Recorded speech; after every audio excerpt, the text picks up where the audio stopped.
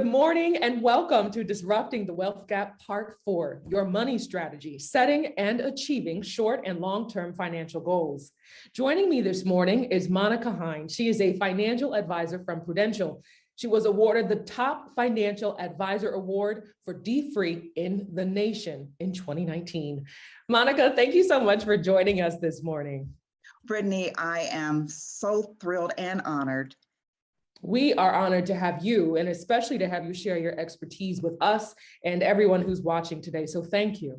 I'm excited about today because I know it's important really for all of us to set and achieve financial goals, whether someone is trying to buy a house or if they're trying to save for retirement or even save to pay off those student loans. All of us really need to take the time to sit down, assess where we are, and save. And another thing is you don't know when a crisis is going to hit, like the pandemic that we all went into in 2020. So it's important to create a goal and a strategy to try to create a stable financial future. So thank you. As we begin, do you mind letting us know when someone wants to create a short-term financial goal, what's one of the first things that they should do? Okay, so Brittany, I'm going to ask for just a second to ask everyone who is participating to take 10 seconds, maybe they close their eyes and think about what your goal is, okay? Just real quickly, first thing on your mind, what is your financial goal? Okay, so now I'm going to circle back to answer your question. So short-term goals are those necessary steps that you make in small increments to help you achieve your long-term goals. Now, I'm going to go back and ask people, did you define your goal? Was it a short-term goal or was it a long-term goal? If it was a long-term goal, how are you going to get there? And the answer is short-term goal. So that's the importance to me of short-term and long-term goals. You need one to achieve the other. So if you have a long-term goal, you don't have the short-term goals, you're not going to get there. If you have short-term goals and you don't have a long-term goal, how do you know you've ever achieved it? So do you say that, hey, I'm successful because I have X, Y, Z? Well, if you didn't plan it, you're just there and you didn't really take control of it. Life has taken control of you. So it's important to set those goals. So then if someone is creating a short-term goal, is it something that they can achieve in 6 months or in a year? Can you help describe and define what a short-term goal is? I'm glad you asked me that, Brittany. I think we had kind of talked about this a little bit. I can't tell people that a short-term goal is 1 week or 1 day or 1 month or 1 year. Everyone who I talk with, you included, is in a different place in life. Tomorrow you'll be in a different place than you were today. So I can't say that a short-term goal should be a week or a month or a year. So I think that it's extremely important for you as an individual to determine exactly where you are. Because if you don't know where you are, you don't know how to address your long-term goals. So say, for example, you're in high school, or in high school is not too soon to start, or you're in college, or maybe you're a 20-something. Your goals, short-range goals might be to get a job or to graduate from school. And those are financial goals. Those are achievable things. But if you're a little bit older, you've already achieved that. So you wouldn't start in the same place. Someone who might be in their 20s or 30s might say, hey, my goal is to achieve $10,000. Well, when you're in high school, $10,000 sounds like a long-term goal. But when you are, 40-something or 50-something, you better have a whole lot more saved than that, because one day, we'll talk about this, one day you're going to meet the old version of you and you're going to have this conversation and you want to say, hey, young Brittany, thank you so much for taking care of old me, because you knew I was coming and you need to to think about the old version of you. And I'm going to meet the old Monica too. And I'm not the old Monica yet, but in order to take those steps, it's important to have incremental successes. And that's really what a short-term goal is to me. You set an achievable goal, you set a deadline, because we'll talk about D. Free and Dr. DeForest Soares, who was the founder. He, and I quote him quite frequently, but he says a goal without a deadline is just a dream. So you need to have short-term goals with specific time frames, so you can say, hey, I wanted to save $500, before the end of the year. And hey, I did that. Or I wanted to save, $20,000 a year, until I reach, $200,000 or something like that. So whatever your goal is, it needs to be broken up in increments, because if you only have that long-term goal, you're not going to reach it. You're going to get frustrated. You're going to be, it's like, hey, I'm never going to get there. It seems insurmountable. What do they say? How do you eat an elephant? Like it's one teaspoon, one fork spoon at a time. Not that you want to eat an elephant, but I know what you mean, though. Yeah. I know. And, I remember Dr. Soares always saying that growing up, I was in his church, and I remember the sermon. Serious? Yes. Wow. And there was the sermon. He called it Set the Timer. And I was young. Right. And I just remember him always saying, set the timer. And it has stuck with me throughout my life. Right. That if I don't set a deadline for something, then, I'm just meandering through life and not necessarily getting to that that destination where I want to get. So I appreciate you saying that. I remember him always saying that. So you may have heard the term time value of money. So let's take a hypothetical situation. I'm going to take 3 different people. Each one of them is going to invest $10,000. Okay, so we're going to see what that $10,000 does for them as they wait until, and the deadline for all 3 people is 60 years old. Okay, so the first person is 50 years old. They take $10,000, and let's say that they get a return of 5%. Everybody's going to get a return of 5%. So that 50-year-old will get $16,288. And that's just by starting now, putting it in an investment. It's not going to make that kind of money in a bank, but a 5% is, it's a modest return, but they would get $16,288. Now, that same $10,000 for a 40-year-old. Now they have 20 years to invest. They still that same $10,000, but they started earlier, right? So in 20 years, that would be $26,532. And all they did was start at 40. Now you say, hey, you might be 40. It's like, it's not too late. But what about that 20-year-old? Say that you're fortunate enough at 20 years old to have $10,000 to invest. You're not dropping another dime in there. You're just investing it, getting a consistent 5% return on your investment. By the time you reach 60 years old, you have accumulated $70,399. Now, let's talk about that 20-year-old and short-term goals. They might not have that $10,000, but how do you get $10,000? You set short-term goals and you save and you accumulate that. So it's really beautiful to see how the money can compound over time, which really underscores how important it is for someone to start when they're young. So I appreciate you really showing us that. Okay. Well, right now we're going to take a look at how one executive had $100,000 in credit card debt, but she had a moment where she realized how much money she was in debt, and she was able to pay it off in 3 years. Let's take a look. We are getting ready to speak with Lynette Calfani-Cox, the money coach, personal finance expert, author of numerous books, including the New York Times best-selling book, Zero Debt, The Ultimate Guide to Financial Freedom. She is also a radio and television personality. Lynette, thank you so much for joining us today. My pleasure. I was looking forward to this conversation. Oh, thank you.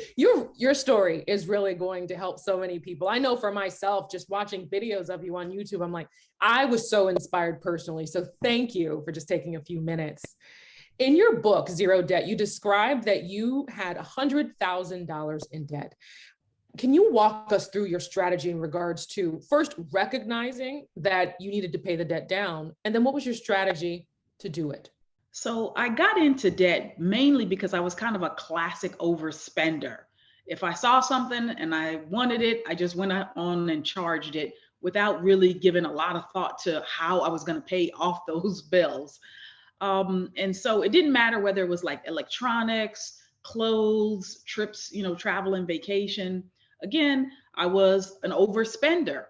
Um, Now I know, having worked as a money coach, the past 18 years, that most folks kind of get into trouble because they are either in that overspending category, or they're kind of poor money managers, or a lot of them have had some kind of difficulties, what I call the dreaded D's: downsizing, a divorce in the family, disability, disease, that kind of stuff, something that could throw their finances out of whack. I ultimately actually did go through a lot of dreaded D's. I was downsized from my six-figure job, six-figure income job. I went through a divorce. But I can't say that all of that put me into debt. No, it was just me spending too much money. So ultimately, what I did to start kind of digging myself out of debt, and honestly, I didn't have a plan at the time. It wasn't like, oh, let me come up with this master strategy. I started doing a lot of things right, and I started building upon my successes. So I stopped, for example, paying minimum payments, because that's really just a trap. Minimum payments now in the short run really just mean maximum payments in the long run. So I started doubling and tripling my minimum payments, or paying just more, something extra anytime that I could. And I also learned, frankly, that most banks, credit unions, financial institutions that have extended you credit, that have given you a credit card, they usually only ask you to pay about 1 to 2% of the outstanding balance. And so, yeah, you're going to be making those payments all the time, and you're going to stay in debt month after month, year after year, if you're just making minimum payments. So I got out of that trap. And that was one thing that helped me to start knocking out my debts. I also used windfalls of every kind that I received. So what's a windfall? A windfall is really just some kind of a extra, quote unquote, money. I know some people are gonna be like, girl, I don't have anything extra, okay? But I think that we really all do get sort of bonus funds, if you will. It could be holiday money. It could be gift money that somebody gives you. It could be auntie or uncle that give you some money for your birthday. It could be an inheritance check you get. It could be life insurance proceeds you receive if somebody, a relative passes away and you receive some money.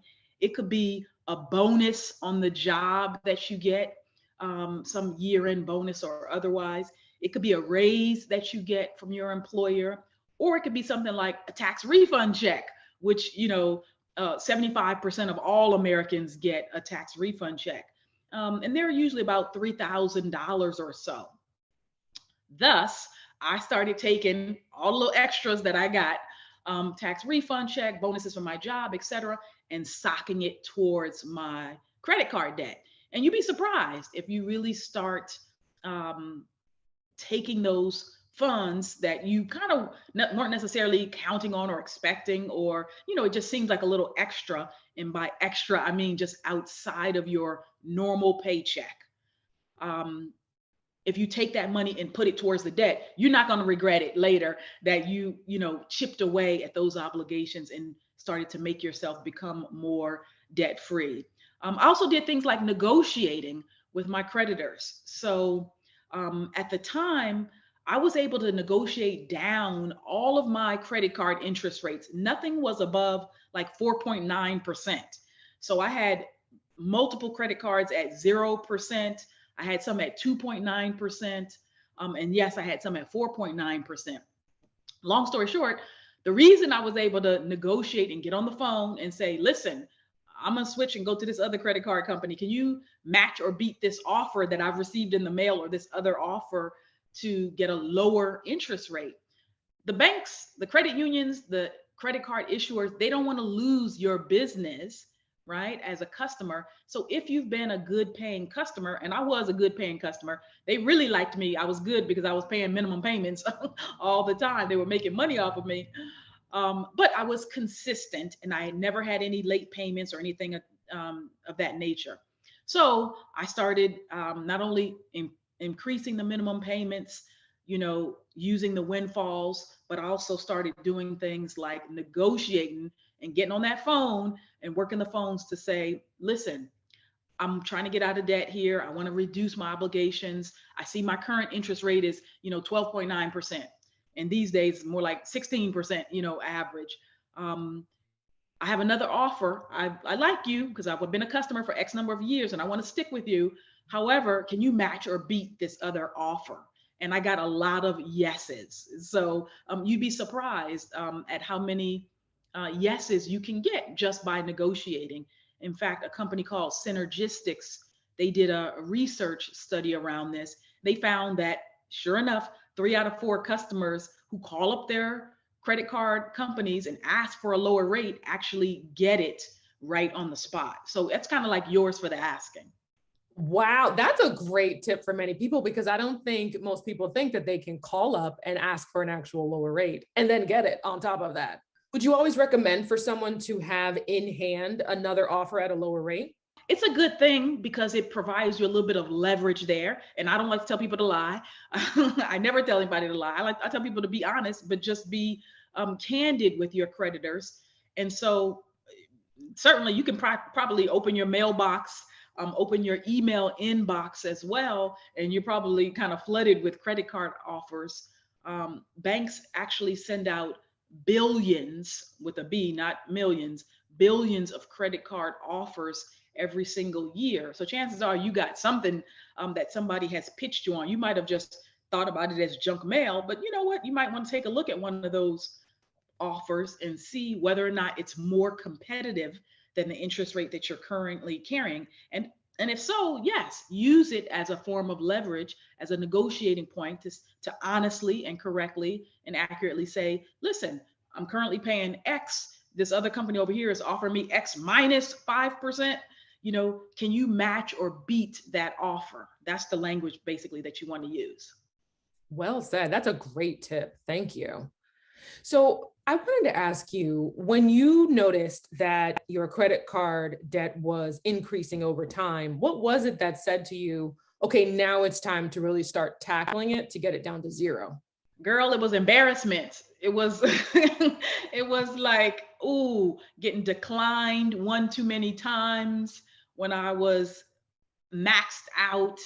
I've shared this story with some other audiences. I was the person who would treat also, maybe it's my girlfriend's going out or whatever, or just multiple parties. And we're at a restaurant, for example, and obviously this was way, pre-pandemic, but I got the bill, right? Oh, don't worry about it. I'll take care of it. I'm covering everybody. And then I'm seeing, like, to me at least, the waiter or waitress walking back kind of like, ooh, in slow motion with that bill, with that tab. And I'm worried and I'm practically praying like, Lord, please don't let my credit card get declined and let me get embarrassed up in here. So you said, okay, now it's time after that. I totally so understand. Once or twice that did happen to me. And probably even not more in the group setting, but just, at the retail counter, shopping, buying something or whatever. So long story short, again, because I know I will talk, but I really got to the point where all of my credit cards were maxed out. They were sort of at their limits and I couldn't get new forms of credit. So now, you have to have, so many cards to have $100,000 worth of debt. And I think at the time, I want to say, I can't remember if it was 8 or 10 or something, more than I needed credit cards. But no, my creditors would not increase my lines of credit anymore. And I was maxed out. So I couldn't keep spending at that same level. So I was like, okay, girl, you got to stop. It's time for a change here. You need to do something different. And then that's really, honestly, if I'm candid, the impetus that pushed me into saying, okay, let me start tackling this debt and knock out. Let me even add it up and see what do I have going on here? And woo, when I added it up, it was not a pretty picture. Oh, So, but you know what I love though about your story is that you didn't let it hinder you. Instead, it motivated you and you were able to create a New York Times bestseller out of it, which I absolutely love. So for the people who are watching at home, so you realize you have this debt, you need to pay it down. You said, okay, let me start making payments. You made additional payments whenever you could. And then I think, you know, when it comes to emotionally, I know it's a lot when people are dealing with debt. It really feels burdensome. How did you encourage yourself to continue going to pay down the debt? well, I saw results and quickly. And this is something that I would frankly kind of recommend to anybody else who's thinking about, how they're going to get started, how they're going to plan their own little debt payoff. I think that unfortunately, all too often, we've gotten the message that there's only one way to pay off debt. And it's simply not true. Not only is it incorrect, it's harmful financially and emotionally and otherwise to people. And what is this one way? Everybody says pay off your high interest rate credit card debt. Well, of course, from a just purely mathematical standpoint, you don't want to be paying extra interest and finance charges on your debts. And so, yes, you want to knock down high interest rate debt. But what I'm suggesting is that most people need to actually pick their area of pain in order to decide their debt payoff strategy. And for me, it wasn't having high interest rates because I didn't have high interest rates. I was able to negotiate and get them down low and some of them were 0%. Mhm. So really what I found is that when you're looking at how to pay off the debts, you want to think about things like, am I really bothered by high interest rates? If so, sure, attack those cards that have like incredibly high interest rates. Mhm. If you're really bothered by having, say, high dollar balances, then you want to attack the cards that have the highest dollar balances, regardless of what the interest rate is. Or if you're really bothered by just feeling like everything is out of control, you have way too many cards, you might have 10, 15, 20 credit cards, and some of them might have $400 on it here, 250 on this one, 1,000 on that one, 5,000 on this one. Really, if you have like way too many cards and you need to get it kind of under control to better manage it, then you want to pick the cards with the lowest dollar balance first and start attacking those cards and pay that off. So then you can take the money that you would have been spending on that low dollar balance card and then apply it to the next card, kind of snowballing the debt payoff. So again, knowing the strategies is helpful, but also it's important to not fall into sort of one size fits all advice, which is why, again, now having been a money coach for 18 years, having paid off my own debts and having seen what's really worked, honestly, for a lot of folks, the reason or one of the reasons why they can't sort of get out of debt is that we keep telling them pay off the high interest rate credit card debt. And then they start to do that. If they pay $200, $300, $400 a month, they're only seeing their balances go down by a tiny little sliver. And then that's discouraging to them. Mhm. So I didn't have that issue. Again, I started attacking the cards that had the high dollar balance. And so when I saw the balances declining, it was motivating to me to keep on the debt payoff plan. I love that. I love that. That was great advice. So what did you do then when you officially paid off your $100,000 in credit card debt? Well, I ended up writing about it. I ended up creating this New York Times bestseller. It wasn't my plan. um, I certainly didn't go woohoo celebrate now let me go spend. I was like, oh, this, I did this. I should tell other people how to do it. And so when I wrote Zero Debt, I really wrote it as a 30-day action plan to help people to jumpstart their debt payoff strategies and their overall plan. Because I know that when you're in debt, you just feel kind of overwhelmed. And a lot of times people are like, okay, just tell me the first step. Like day one, what should I do? So that's literally how I wrote Zero Debt, to say day one, do this one step, just one thing. Day two, do this next step, one thing. Day three, do this. And so, you kind of handhold people through the process. And then it is easier for them to follow along, frankly. And yes, they start to see the results and they're like, oh, wow, okay, I can do this. And when you don't discourage them or give them unrealistic goals or strategies or things that seem a little far-fetched, then they can follow along and say, okay, you know what? Yeah, if she could get out of that, I could do it too. Yes, yes. So what additional tips then would you leave for people who are watching? What tips would you give them as they, go forward and try to create short and long-term strategies for their money? I guess I would say I would focus on three things, whether it's short or long term. Uh, One is prioritize. You absolutely have to prioritize your debt repayments. Now, I outlined, like specifically for credit card debt, three different ways that you could pay it off: by focusing on high interest rates, if that's what's bothering you, or high dollar balances, or low dollar balances. But what I'm talking about here is prioritizing the type of debt that you want to get rid of. So some folks who are older, who are, say, 55, 60 plus, they might be thinking like, I don't want a mortgage in retirement. I want to make sure that my house is paid off. And for them, that might be the priority. Somebody who's 22-year-old out of college might be like, whoo, oh my gosh, I got 30,000 in student loans. But I just got a great job. And you know what? I want to knock out this college debt as quickly as I can. So they might be more interested in focusing on the student loan obligations and getting rid of those. Gen Xers like myself, or millennials who are sort of in that 30-ish range, who maybe have kids, who have, bought a first house, and they're furnishing the house or whatever, and maybe they had credit card bills, then yeah, you might think that the credit card debts are the ones that you want to really most quickly knock out. So don't believe that paying off debt is mutually exclusive to doing other things. Like, you can and should pay off your debt and save a little bit.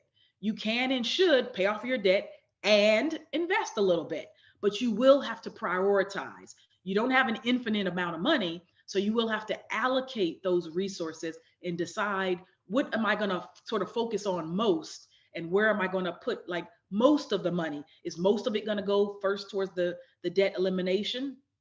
And in a lot of cases, that makes sense.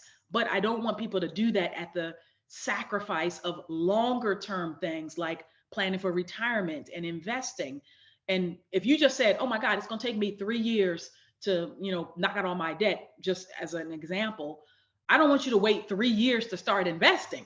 So you might say, okay, here I have, $250 a month. I'm going to put, 150 towards my debt payoff and $100 towards my 401k or my 403b plan at work, so I can be investing something towards my retirement.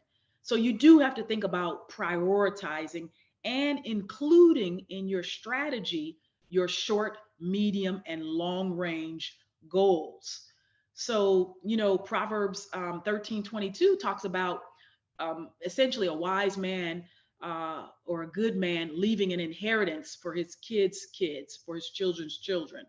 And so I think that verse is instructive because it does remind us to have of the wisdom and the benefits of that longer range thinking. It's very difficult to do. I'm gonna be honest, for most folks, because people are like, I have bills to pay today. I got the mortgage, I have, utility bills, I got a car note, I got credit cards, I have food to pay, I got to think about my kids. And there's all of this stuff for today that makes it more challenging to prepare for tomorrow.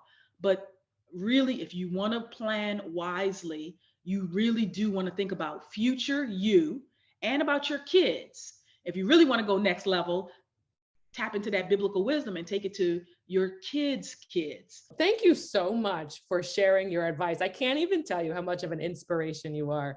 I know for many people who are watching, they, you know, a lot of people struggle with debt, whether it's student loan debt or their mortgage or their credit cards. And to watch how you've been able to, as you said, you took those D's that took place in your life. Everybody goes through many different things, and you were able to turn it around. You had that $40,000 in student loan debt. You had the $100,000 in credit card loans. It didn't stop you, and look at you today. And I thank you so much for sharing your wealth of knowledge with us. It's beautiful. So thank you. Thank you, Brittany. My pleasure to join you. That was valuable information that we just received from Lynette. Monica, one thing that I absolutely love about Lynette's story is that she was able to take a problem, such as her having $100,000 in debt, and then really turn it into something, like turned her lemons into lemonade. She turned it into a New York Times best-selling book. I absolutely love that about her story. It's like a lemon meringue pie. That's like, yes, yes, she really, wow. Right. And in the piece, I asked her, you know, how did she know that it was time to make an adjustment? And she said she realized it when all of a sudden she couldn't get any more lines of credit. And if her credit card was being declined, then she said, okay, now it's time to, as the D-free steps are, address the problem, right? Mm-hmm, mm-hmm. So, you know, you had mentioned that I am a D-free facilitator, I'll put it that way. And so I have graduated more than 100 people from D-free. So, and I love the program. And quite frequently in my personal practice as a financial advisor, I frequently reference it. And Lynette did not go from $100,000 in debt to debt-free without a plan. So she had to have small incremental plans. And whether she realized it or not, she did. She had, you know, like, well, I'm going to take care of my credit card debt. The people who are listening might not be, it might not be credit card debt. It might be, you know, saving for college education for their children. It might be trying to buy a house, but you need to have those incremental steps. But I think it's extremely important for you to know where you are. So the first 3 steps of D-free really, I think, are the most important steps of D-free. And in anybody's situation, whether I'm talking to millionaires who are sitting across the desk from me, or people who, you know, have achieved, you know, financial, what they might feel secure, everyone can take it up a step. I don't care if you're Oprah Winfrey, you can take it up another notch, right? So the first 3 steps of D-free is admit the problem.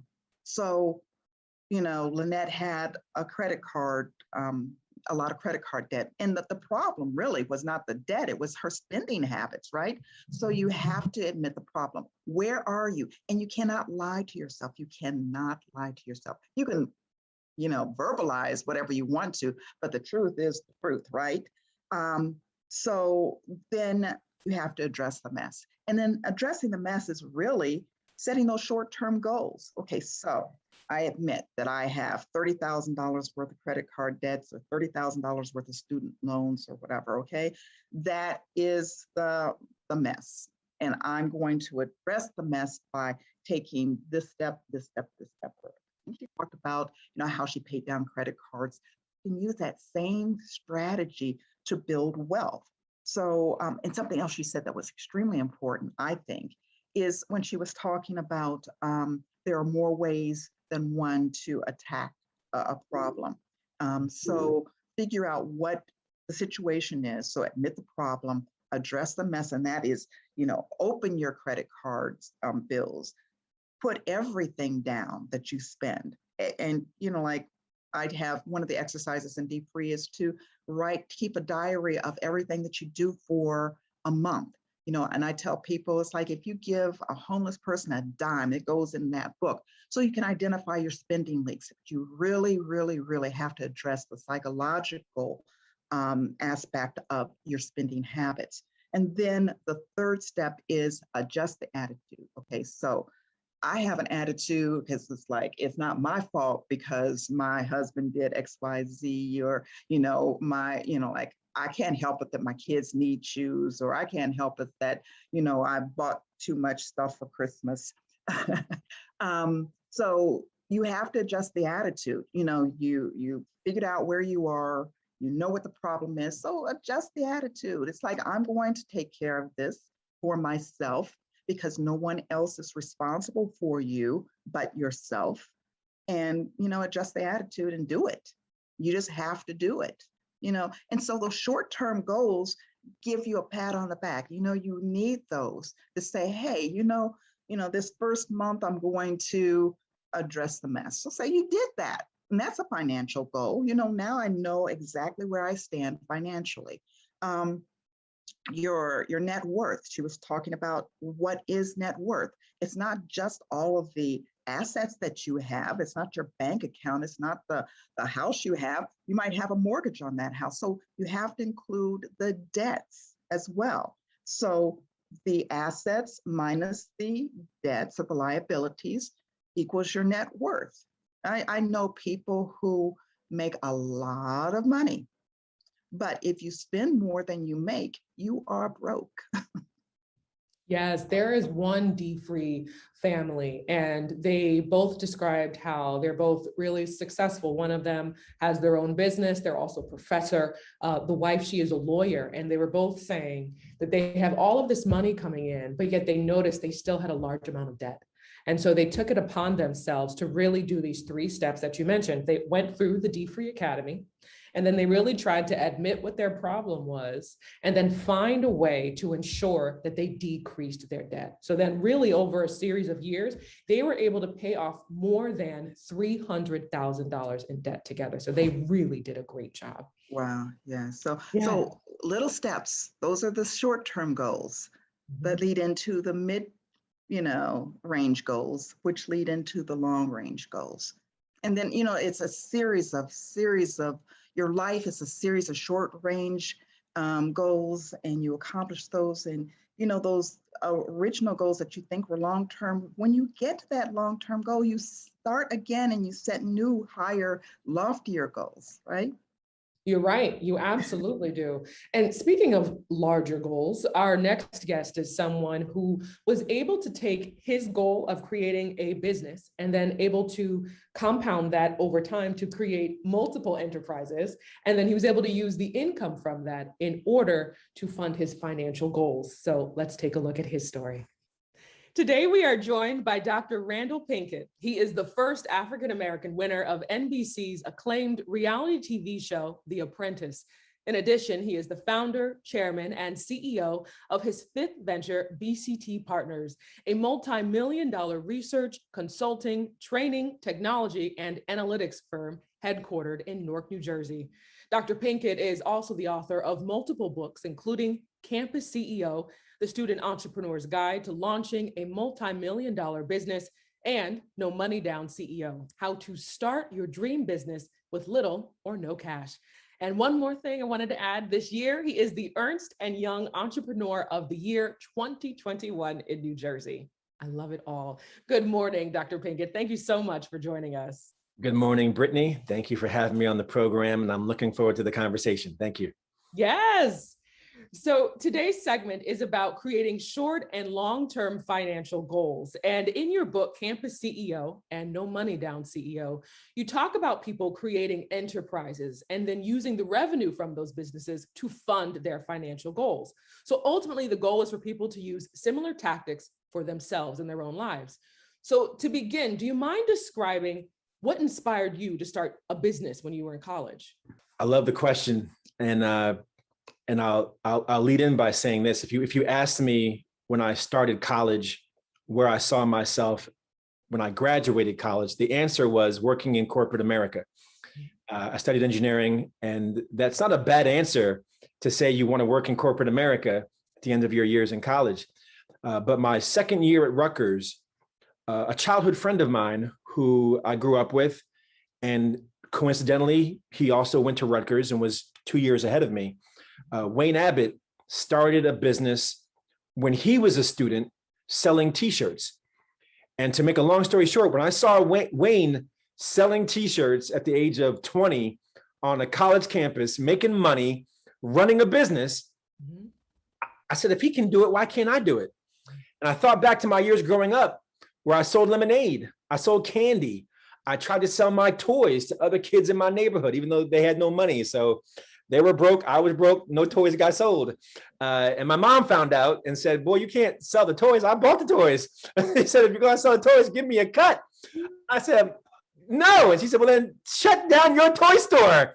So I thought back on all those years growing up where I was doing entrepreneurial things, but here's the pivot or the point. Until I saw someone running a business that I could relate to who looked like me, I never even fathomed that I could own my own business. It was never part of my upbringing. My upbringing was go get a job. That's why I said, I'm going to go work in corporate America. But Wayne completely transformed my trajectory. And I went from imagining myself working for someone else to having people work for me. And it was life-changing what Wayne did for me at Rutgers. That's how I ended up starting a business in college. That is so cool. So when you initially began your first business, did you know what you wanted it to be in? I think you sold, am I correct, cassettes, right? You got it. Yeah, that dates me. Cassette tapes and compact discs. I was one of the fundamental principles of entrepreneurship is, kind of tap into your passion. For a number of reasons. It gives you the wherewithal to overcome the challenges. It's likely something that you'll bring the right energy and the right spirit to bring to fruition. And so I was a big music fan. And so I said, looking around campus, there's nowhere you can buy music. And so we opened up a music store in our dorm. We found a wholesaler in Philadelphia who could overnight CDs and tapes to us. So we would take an order on Monday in the dining hall. And then the next day we would come back and we would take their money too. We would take the order, take their money, and then we would place the order, get it the next day, and then deliver it to them in the dining hall. It was like $8 to buy, $12 to sell. So we made $4 in every CD. And the other thing I'll say real quick is my partners and I, Lawrence, Jeffrey, Dallas, we also imagined that we could use the proceeds to do community service. So the money we were making off the compact disc sales, we were using it to fund high school outreach to urban and inner city schools to do giveaways and to pay for gas and the like, to encourage them to go to college. And to make a long story short, we soon realized we could actually make money off of those presentations by charging the schools, because we were that good at the presentations, and they were giving us like $500 per presentation. So we said, forget the compact disc. Let's go do the presentations. We can make more money per presentation than selling like 500 CDs. So that's how we ended up getting into the educational services business as the second business that we started across the four of us. I love that whole thing. That's so amazing. So when you initially started, did you intend for the revenue from that to be able to help you get out of college with no debt? So I'm going to keep it real with you, Brittany. Probably the first thing we wanted to do was just take a young lady on a date someplace other than fast food.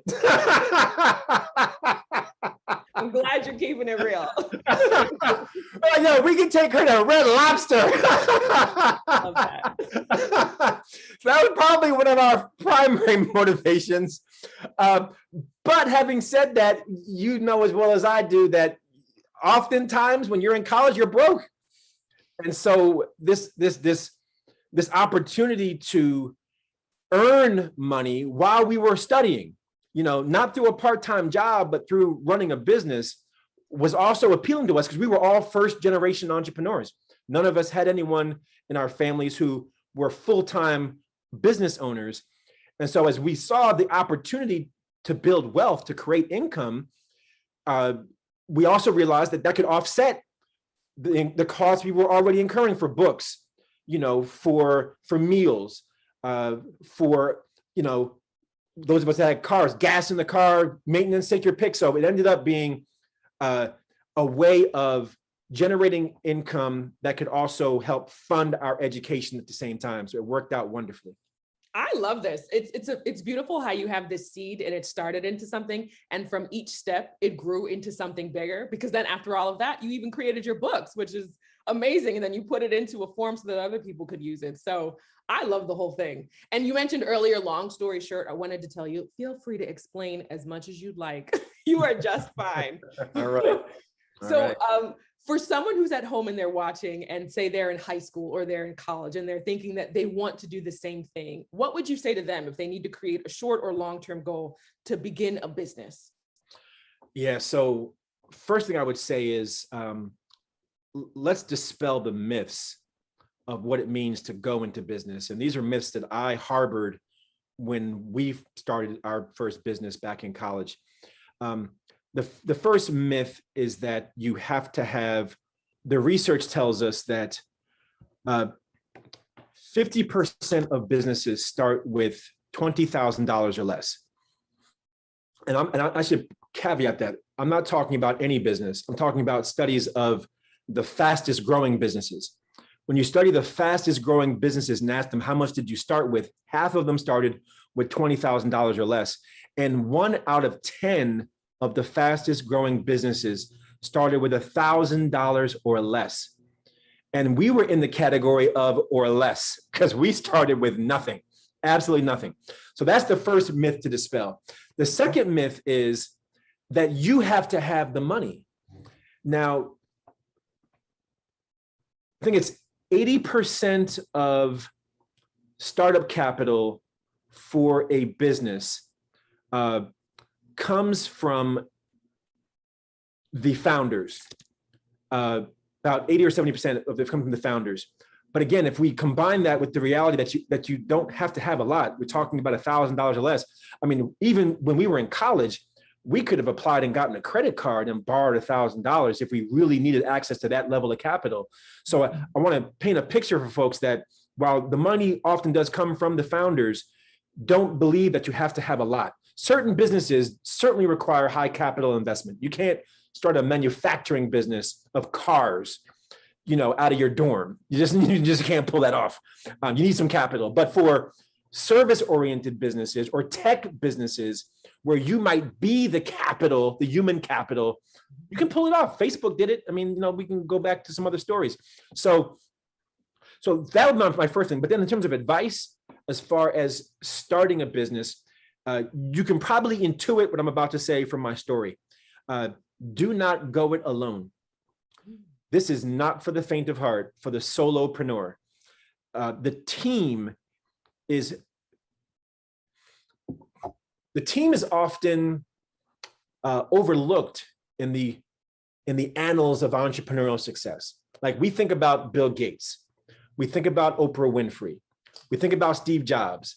Like they're the prototypical, entrepreneur leader. But the fact is, Oprah had a guy named Jeff Jacobs, who most people don't know. Steve Jobs had Steve Wozniak.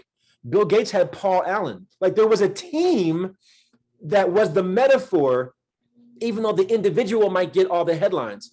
And so I see far too many entrepreneurs trying to go it by themselves. And I had 3 partners and it was hard for us. So I can imagine what it's like to go at it as an individual. So my advice would be find some like-minded and like-hearted individuals who are complementary to your skill set, but harmonious with your value set, that you can go into this thing together. Well said. I absolutely loved all of that. So then so then I guess the other part of it is when you start making money, ensuring that you have your finances in order so that you can continue to build upon your successes, right? Absolutely. Yeah. There are some fundamental principles of money management that undergird entrepreneurial success, meaning willingness to sacrifice in the short term for a goal in the long term. Like cannot buy the fancy set of sneakers or outfit because the money that you'd spend on that could be used to invest in something that could get you a greater return in the long term. Here's another one is, simple principles. Spending less than you earn.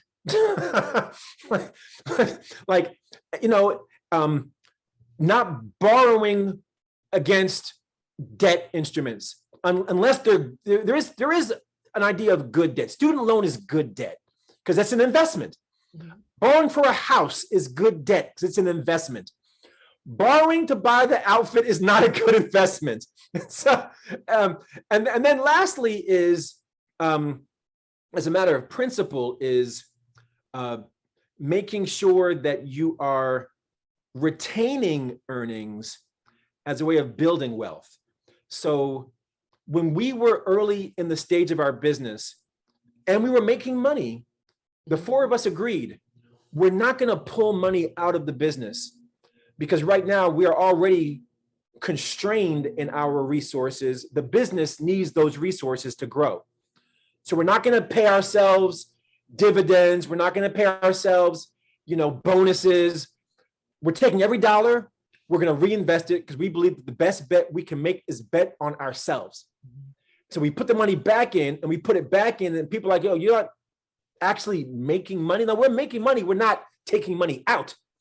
And as the business grew and had those scarce resources to be able to invest in a marketing campaign and hiring an admin assistant and getting an office space, that was the fuel to the fire of the growth of the company. Had we pulled the money out, we would have been compromising the company's ability to grow, and we would have not made it, if not made it as fast as we did.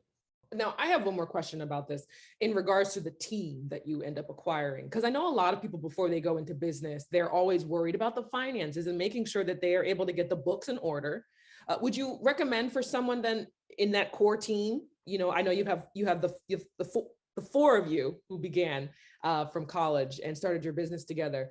Would you recommend then having one person whose sole responsibility is the finances, or do you outsource out and get someone to do your finances? First of all, you have to have someone at the table that understands the numbers. Mm-hmm. That's one of the prime reasons why professional athletes go broke, is because they don't understand the numbers. And as a result of that, they can't provide their own oversight of their finances, and things then go awry.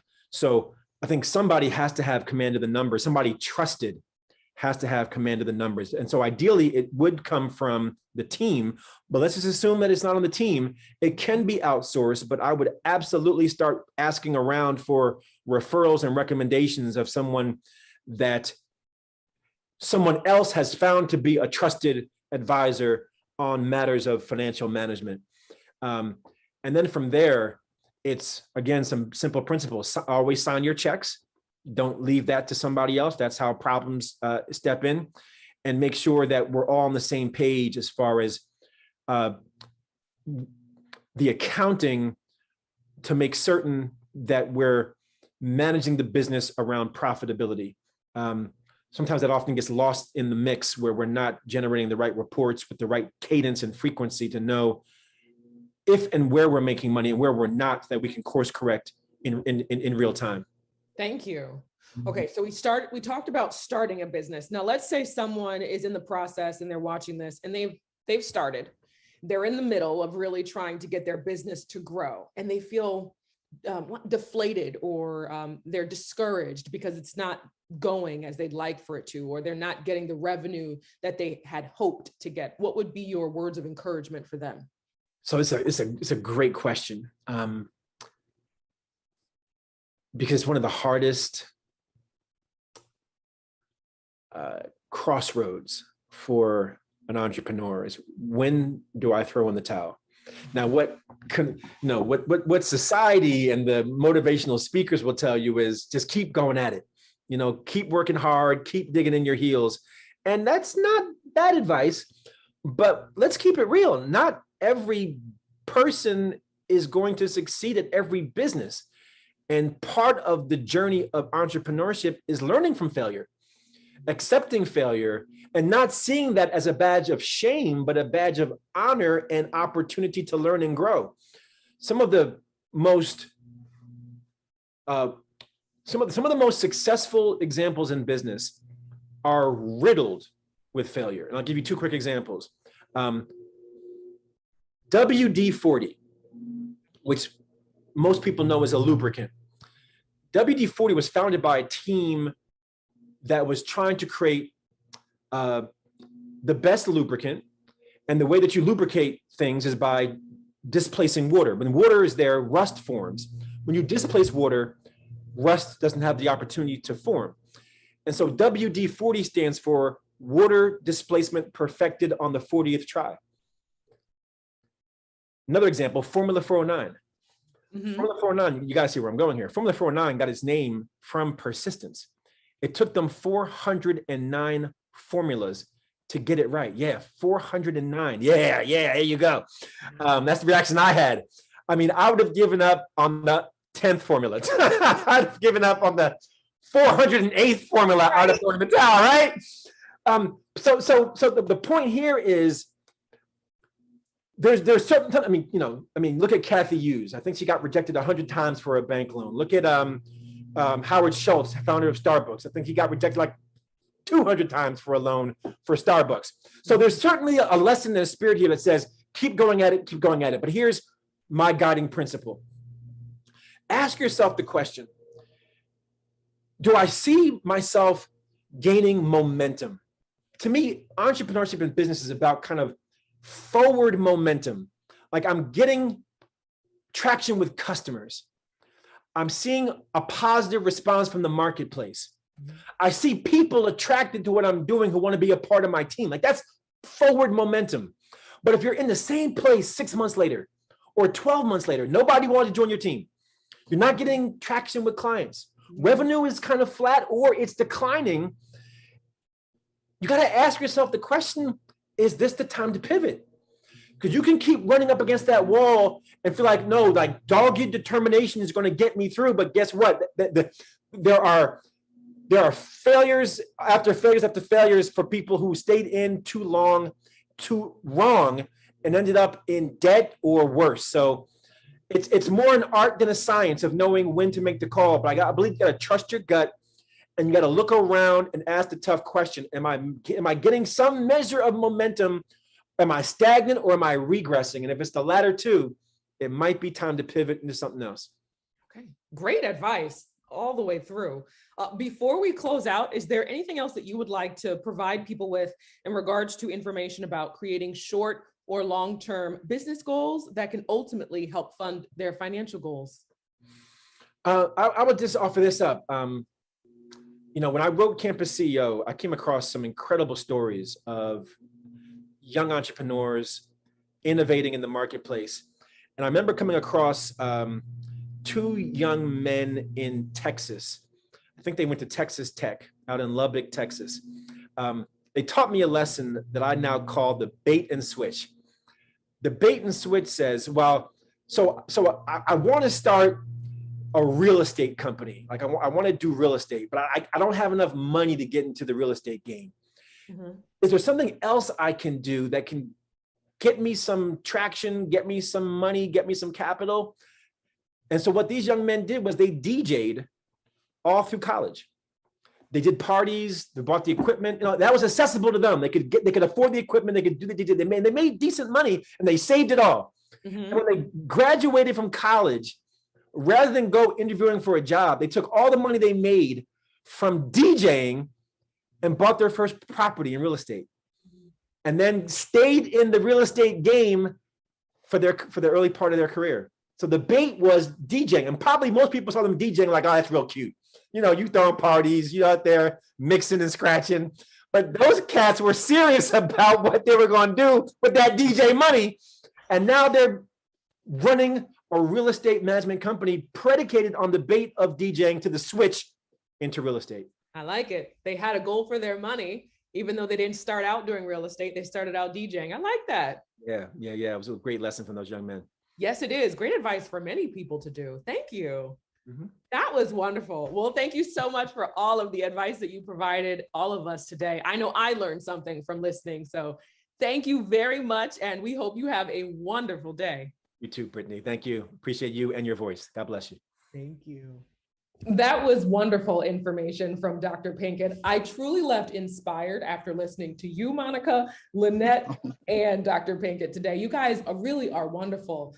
I love how Dr. Pinkett said, if you want to get started in creating your own business, you don't even need a lot of capital. He said when he began his first business, he had less than 1,000, and look into what it grew into. I mean, honestly, that is so inspiring, because I know a lot of people, when you think about paying down a debt, many people say, well, in the income that they currently have, they don't have the funds to really pay down the debt. And so one way is really to get another stream of income in order to help them meet whatever those financial goals are. So I really appreciate what he mentioned. Yeah, I like that he said you have to spend less than you earn. So, it's important to to know how much you have, right? Absolutely. That goes back to where you are and where you have to start. Yeah, and also the aspect of having a team. And even if you don't have a team, I also think a good support system. Well, that's a team, in my Yeah, opinion, right?